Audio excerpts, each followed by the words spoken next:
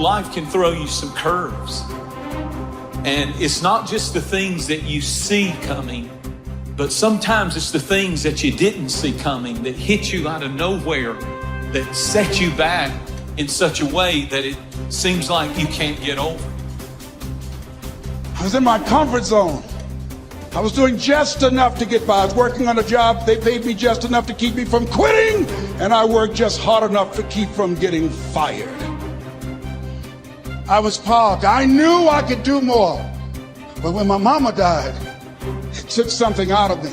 When I went through a divorce, it took something out of me. When my best friend died, it took something out of me. I parked. And somebody said that life is like an onion. You have to peel it one layer at a time. And sometimes you cry. Life's gonna happen to you when you have a dream. You're gonna get slapped around. And don't take it personal. Don't ask, why did this have to happen to me? Why not you? Who would you suggest? You wanna give us some names, some email addresses? And don't tell everybody. 80% don't care, and 20% glad it's you. It's called life. Suck it up and move on. Get over it. No one's coming to save you. No one's coming to save you. The only person that's going to make a drastic change in your life, whether that's physically, mentally, emotionally, spiritually, the only person that is going to dig you out of your hole is who? You. You have to do it for you. You've got to become courageous to stand up within yourself, to face it and step forward. Continue to do those things that you know that work for you after you have evaluated yourself in the situation. Continue to move. Stay busy, stay busy, stay busy.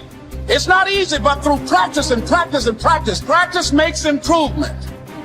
You have absolutely nothing to do with what happened to you. It's not your fault. But if I come back a week later, you're still on the ground. If I come back a year later, you still on the ground, that's your fault. If you get knocked down, there's nothing you can do about it. But getting back up has every single thing to do with you. And you will promise me that from this day forward, you will not be defeated.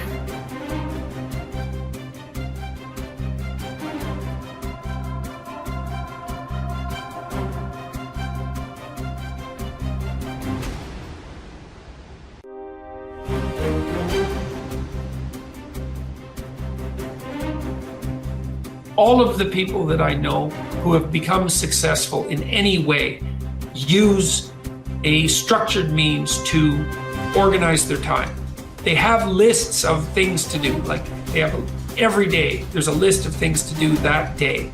Every week, there's a list of things to do that week. Every month, there's a list of things to do that month. You know, at every level of temporal resolution, there's a sequence of plans, and those plans are implemented on a day-to-day basis. You cannot be, and successful isn't the right way of thinking about it, because I'm not thinking about, I'm not really thinking about rising up the corporate ladder. You know what I mean? And that's sort of what success has come to mean in our culture. That isn't what I mean. You can't have a life that you're going to find acceptable without that, because you need the vision and the plans to give you purpose and direction. That's where all your positive emotion comes from. All your motivation is laying out plans that are worth attaining and then observing yourself moving towards them. That's the source of most positive meaning.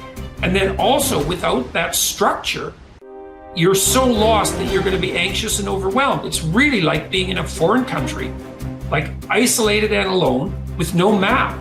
I don't know where the hell I am. I don't know what the hell I'm doing. The rains are going to come, the storms are going to come, and maybe it's winter, and I don't know where I am or where I'm going. If you want to build a winning attitude, you need to take time, and this is probably going to surprise you based on what you've heard me say so far, but you need to take time to be quiet. You need to do it at least 4 or 5 times a week. A lot of people say, well, that guy keeps talking about time for this and time for that. I don't have time for all of these things. Let me tell you how you can create an extra 3 hours every day of your life, guaranteed. over 70% of all of the time spent watching television, you're watching things you have no interest in watching. Let me encourage you to do this. Take a slow, lazy, drifting, absolutely meaningless walk. Just almost go to sleep on the walk. Not an exercise walk, you need to do those too, but a very quiet walk. Pick out a place in your home where you can be absolutely quiet on occasion. If you have to get up 30 minutes earlier, that's wonderful. I don't know why, but I seem to wake up earlier in the winter months than I do in the summer months. And when I get up, it's pitch dark. I have a nice little office. I go in there and I turn on the gas log and I sit there. And every time I do that, without exception, I have the most exciting day of my life. I simply run through my mind the things I'm going to be doing. As you plan the day, as you think of all of the things we've got to be excited about, it really does renew your energy and it gets you excited about the day. Now let me tell you something. This is going to be one of the toughest things you'll ever do. When you sit down saying, well, I'm going to sit perfectly quiet for 20 or even 30 minutes, you will think of 2,868 reasons or things that you've got to do. You try to decide, do I raise the window or lower it? Do I turn the heat up or down? Do I cut the air conditioner off or do I turn it more full blast? Do I really need to go to the bathroom? Am I going to get me a cup of coffee? What is that noise against the outside? Maybe I better check up on that. Resist the temptation. Spend a few minutes in quiet, reflective thought. It does make a difference. Take time to be quiet. We actually have a biological instinct for meaning that orients us in the world. And that instinct manifests itself when we place ourselves in a position in the world where we're competent, where what we're doing is working, so that we're not too terrified and anxious, but also while we're simultaneously advancing ourselves and improving our ability to cope with the world. So for example, if you watch an athlete, a high-level athlete, who's at the peak of his or her performance, you see someone who's extraordinarily practiced at what they're doing and has developed the expertise necessary to do it. But then you also see them push themselves on that developmental edge to make themselves just that much better. And that function is associated with an intrinsic sense of meaning. And whenever you see anyone manifest that, you are automatically drawn to it. You see that when an actor pushes him or herself beyond their limits. You see that when someone speaks extemporaneously and manages it extraordinarily well.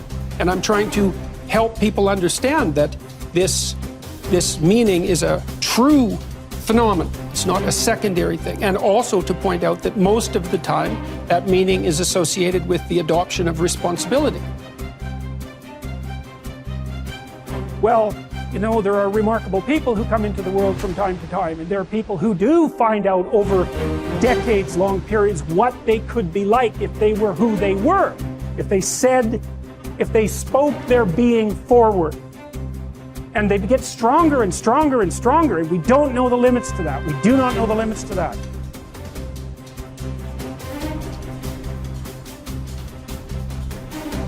I think one of my greatest inspirations or things that I would feed off of basically was just obviously people not believing in the cloud of doubt that kind of I felt hung over my head and wanted to just prove everybody wrong. You know what I mean? I wanted to make it, and I was going to make it regardless of what anybody said.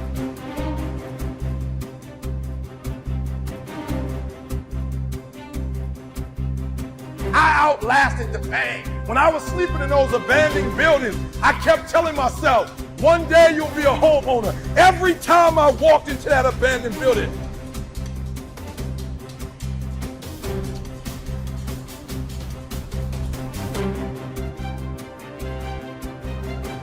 my greatest moments are probably the moments where I hit rock bottom, where everything was against the wall, where I failed, and I had to find intestinal fortitude with no one around and pick my ass up and reface what knocked me down, this time beating it.